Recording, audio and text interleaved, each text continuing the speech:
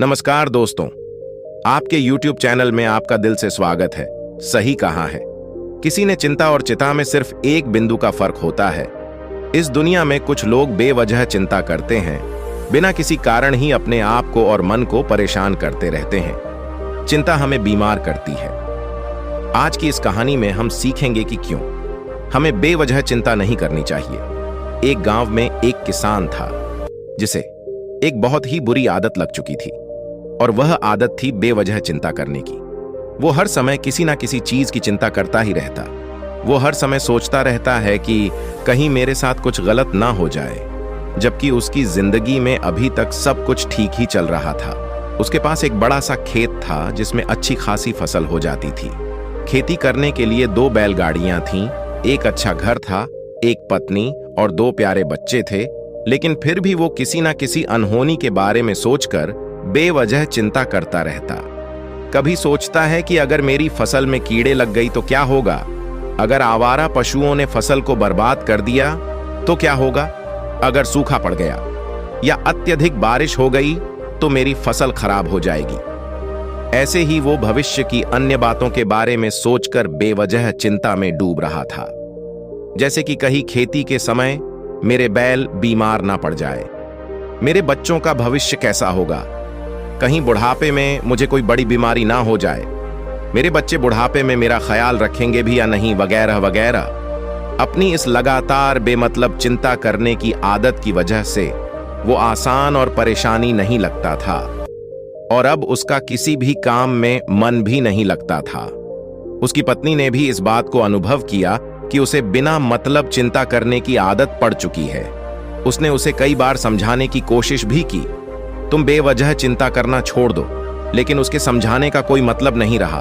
उसे पता चला कि नगर में एक महात्मा आए हैं जिनके पास सारी समस्याओं का हल है। फिर एक दिन वो उसे लेकर एक बौद्ध भिक्षु के आश्रम में पहुंची। बौद्ध भिक्षु बहुत ही बुद्धिमान और ज्ञानी व्यक्ति थे। किसान और उसकी पत्नी अपनी सारी समस्या बौद्ध भिक्षुओं के समक्ष रखती। किसान ने कहा, महात्मा, मैं हर समय किसी न किसी बात की चिंता करता रहता हूं। मैं ज्यादातर उन बुरी चीजों के बारे में सोचकर चिंतित होता रहता हूं जो अभी तक मेरे साथ हुई भी नहीं। किसान की समस्या को पूरे ध्यान से सुनने के बाद बौद्ध भिक्षु ने कहा, ठीक है, तुम दोनों कल सुबह आना और फिर मैं तुम्हें तुम्हारी समस्या का समाधान बता दूंगा। अगली सुबह जब किसान और उसकी पत्नी बौद्ध भिक्षु के आश्रम में पहुंचते हैं तो देखते हैं कि बौद्ध भिक्षु बहुत ही चिंतित अवस्था में जमीन पर पालथी मारकर बैठे हुए हैं और उनके सामने एक दूध से भरा गिलास रखा हुआ है। बौद्ध भिक्षु बार बार उस दूध के गिलास की तरफ देख रहे हैं और फिर कभी अपना हाथ अपने सिर पर रखते तो कभी जमीन पर। वो बहुत ही चिंतित और बेचैन दिखाई पड़ते और ये देखकर किसान ने पूछा, महात्मा, आप इतने परेशान क्यों लग रहे हैं? आपके समक्ष दूध रखा है, आप इसे पी क्यों नहीं लेते? महात्मा बोले, मुझे चिंता हो रही है कि कहीं इस दूध को बिल्ली ना पी जाए या फिर मैं कहीं जाऊं और तो क्या पता या दूध कहीं गिर जाए। मैं दूध को पीना तो चाहता हूं, लेकिन मेरा भी मन नहीं है। मैं तो यही सोच रहा हूं कि अगर ये दूध खराब हो गया या कोई गंदी चीज इस पर गिर गया तो फिर क्या होगा? इतना सुनकर किसान जोर जोर से हंसने लगा। किसान ने हंसते हुए कहा, इसमें इतनी चिंता करने वाली कौन सी बात है? ये दूध ही तो है। अगर इसे बिल्ली ने गिरा दिया, ये खराब हो गया, या फिर किसी ने इसे पी लिया तो क्या हो गया? ये आपको दोबारा मिल जाएगा, और वैसे भी आपका चिंता करना व्यर्थ है, क्योंकि ना तो अभी इसे बिल्ली ने गिराया है, ना ही खराब हुआ है, और ना ही अभी इसे किसी ने पिया है, और हो सकता है कि भविष्य में ऐसा हो भी ना।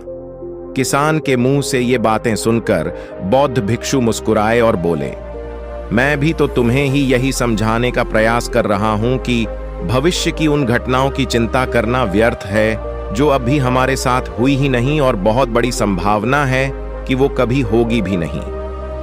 और अगर हो भी गई तो जिस चीज को तुम्हें एक बार हासिल कर सकते हो उसे तुम दोबारा भी हासिल कर सकते हो, और अगर नहीं कर पाए तो कोई बात नहीं, क्योंकि समस्याओं के आने के साथ ही उन समस्याओं का सामना करने की हिम्मत भी अपने आप ही आ जाती है। ये बातें सुनने के बाद किसान को लगा जैसे किसी ने उसके गाल पर एक थप्पड़ मारकर उसे नींद से जगा दिया हो। उसे महसूस हुआ कि वो भी तो यही गलती कर रहा है। वो भी तो भविष्य की उन घटनाओं के बारे में सोचकर चिंतित हो रहा है जो अभी तक घटी ही नहीं और शायद कभी घटेगी नहीं। और फिर बौद्ध भिक्षु के चरणों में गिर पड़ा और कहने लगा, इतनी आसानी से मुझे मेरी गलती का एहसास करवाने के लिए आपका बहुत बहुत धन्यवाद, और मैं आज से पूरा प्रयास करूंगा। मैं बेवजह चिंता करना बंद कर दूंगा। जापान में एक लोकप्रिय कहावत है, अगर तुम चल रहे हो तो सिर्फ चलो, अगर तुम खा रहे हो तो सिर्फ खाओ, लेकिन एक समय में सिर्फ एक ही काम करो, चिंता ना करो। इस लोकप्रिय कहावत के अर्थ ने मुझे हैरान कर दिया, और सच कहूं तो मुझे ऐसा लगता है कि कहावत के अर्थ में ही वो राज छुपा है जिसे अगर किसी ने अच्छे से समझ लिया और अपने जीवन में उतार लिया तो वो चिंता के बंधन से ही हमेशा हमेशा के लिए मुक्त हो जाएगा। इस कहावत के अर्थ के बारे में हम आगे बात करेंगे, लेकिन उससे पहले देखते हैं कि हमारे दिमाग में इस तरह के विचार से ज्यादा चल रहे होते हैं। पहला, क्या मैंने ये काम सही से किया? दूसरा, क्या मैं इसे और बेहतर कर सकता था? तीसरा, इसका परिणाम क्या होगा? और चौथा, लोग मेरे और मेरे काम के बारे में क्या सोच रहे होंगे? ये ऐसे कुछ विचार हैं जो हमारे दिमाग के सिस्टम में ज्यादातर समय चलते रहते हैं, लेकिन हमें पता नहीं चलता क्योंकि हमने इन विचारों के साथ जीना सीख लिया है। और हमारा दिमाग काम भी ऐसे ही करता है कि अगर हमने इसे किसी काम को कई बार करवा लिया तो फिर ये उसे अपनी आदत बना लेता है और फिर हमारे चाहे बिना भी उस काम को करने का प्रयास करता है।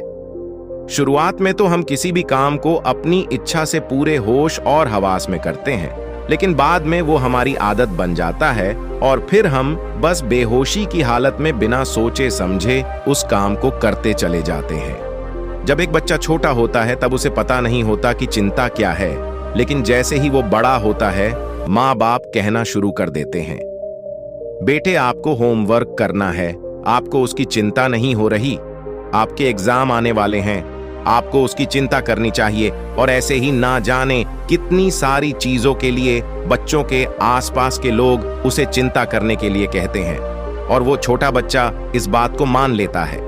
ये अच्छा, किसी भी काम को करने के लिए हमें उसकी चिंता करनी पड़ती है, और फिर वो भी किसी काम की घटना के बारे में बार बार सोचने लगता है। शुरुआत में तो वो ये काम जानबूझकर करता है, लेकिन धीरे धीरे उसका मन इसे अपनी आदत बना लेता है, और फिर ना चाहते हुए भी उसका मन एक ही विचार के बारे में बार बार सोचता रहता है, और फिर वो अपनी पूरी जिंदगी चिंता के इस जाल में फंसकर रह जाता है।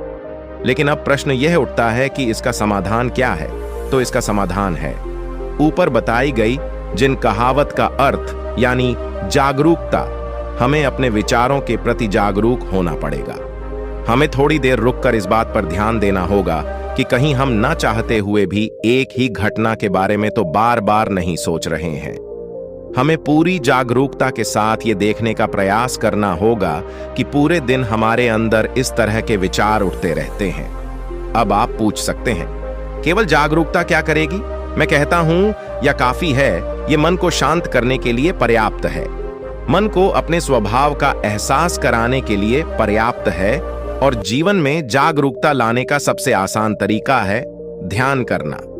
ध्यान करने के दौरान अपने विचारों पर ध्यान देना, और जब आप पूरी जागरूकता के साथ अपने विचारों पर ध्यान देना शुरू कर देंगे, तब आप पाएंगे कि आपके मन में चलने वाले गैर जरूरी विचार एक एक करके अपने आप ही गायब होना शुरू हो जाएंगे, और फिर आप एक आनंदित और शांत जीवन अनुभव कर पाएंगे। अगर यदि ये कहानी आपको अच्छी लगी हो तो इस वीडियो को लाइक करें, और ऐसी और कहानी सुनने के लिए इस YouTube चैनल को सब्सक्राइब करें, ताकि मैं आपके लिए और भी ऐसी ही ज्ञान से भरपूर प्रेरणादायक कहानियां लेकर आ सकूं। तो मिलते हैं एक नई कहानी के साथ अगली वीडियो में। धन्यवाद।